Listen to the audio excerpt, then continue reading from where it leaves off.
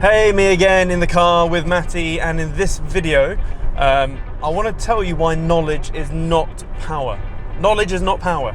Nope, nobody, nope. No.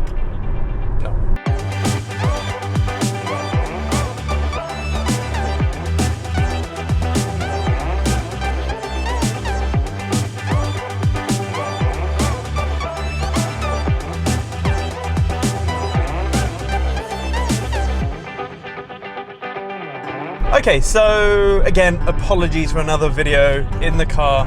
The thing is, I'm a mad idiot at the moment with business. There's so many things that are going on right now, and I literally don't have time to just sit in the house and record. So Matty just has to follow me now and again, and we just bust out a whole bunch of videos in a oneer, which isn't ideal. The whole point of this video is that knowledge is not power. Everyone keeps talking about knowledge is power, etc. And it's absolute bollocks. It really isn't. Applied knowledge is power. Applied knowledge is power. Please, in fact, you don't even need to watch the rest of the video.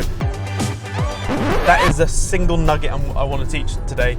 Applied knowledge is power, not knowledge is power. So here's an example. If knowledge was power, then we would all be powerful and rich and successful, because we have Google and YouTube, two of the best learning freaking tools in history, yet everyone doesn't do any jack shit about it. Like, a very small percentage of people treat Google and YouTube like the learning platforms it really is there for. And we have the whole world's knowledge of history and everything on Google for free. You can access all of the degrees and subjects and syllabus, etc. that MIT and Harvard teaches for free online. This is why applied knowledge is power. From 2016, when we had the whole Hillary versus Trump, and all of a sudden Trump won, it was like, holy freaking shit. And I instantly came up with, I thought, a really cheeky but good business idea. Not really a business, but more of a side hustle, side project.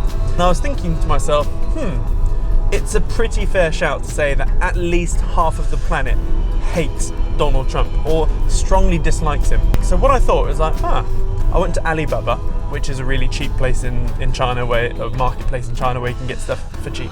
I found that you could effectively, delivered in the UK, you could get Donald Trump toilet paper with, a picture of him pouting or a mouth open for about 50 pence per roll, and then, as in that's delivered, even though, it says 20 cents, but when you add in shipping, etc.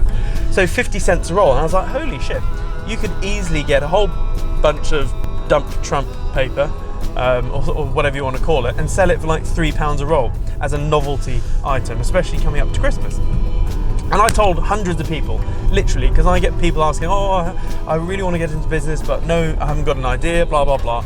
And for a good year, my simple side hustle answer was like, just sell Donald Trump toilet paper. Not because it's going to be the business that kicks you off. One, it's going to be a good story that your first ever business idea or project was dump Trump or whatever. But you would learn so much, because you'd learn everything about e-commerce, how to market on Facebook, how to sell, how to connect your CRM to your webpage, how to connect PayPal or Stripe to a webpage, how to, e-commerce in general. And then, delivering, etc., and building up a list, because once you have, say, a couple of thousand people that bought your toilet paper, guess what? They're probably going to like other anti-Trump type stuff. So there is a mini ecosystem to this side project, and no one did it. In fact, there was one group of people, about 50 people, where I spent a good 2 hours mapping out that whole business. Literally, first step, do this, do this, do this, and I literally made the whole business plan and like a massive to-do list. And loads of people went, yeah, I'm going to do it. And they had the knowledge of how to do it, and guess what? Everyone did jack shit about it. And to this day, not a single person that I spoke to has done the Donald Trump toilet paper and stuff, even though I shook hands with many people saying, hey, I promise you, I will buy £250 worth of Donald Trump toilet paper at £3 a roll. I pretty much guaranteed their first order. Or no, not pretty much, I did, but no one ever took me up on it. I still don't have any Donald Trump toilet paper. And then obviously as time goes on, loads of people caught up on it, and I see on Facebook a few people have done it, not people that I know, but some have done it. Even on this business plan, one of the things I said was that, you could, find a timeline of whenever Trump is coming to England or the UK, because there's bound to be all sorts of, you know, anti-Trump rallies, or hell, you can even instigate one. And you could take your side hustle, your side product to another level. What you could do is hire, I don't know, 10 vans, fill every van up with them full of toilet paper, get some big signs, and then pay your friends, you know, an amount of money, and then drive around London, wherever these protesters are, and sell. And like, you would clear the vans very quickly. You know, something like, I don't know, 3 rolls for a tenner, or 2 for a fiver, or something like that. 2 for a fiver, whatever the maths. That, I guess, is my long-winded explanation of how knowledge isn't power, applied knowledge is power. And so many people do courses and workshops and qualifications, hell, freaking degrees, and they do bugger all about it. They are not applying their knowledge to anything. So the next time you're learning something, literally just think to yourself, okay, how am I going to implement this one nugget of, you know, whatever I've learned?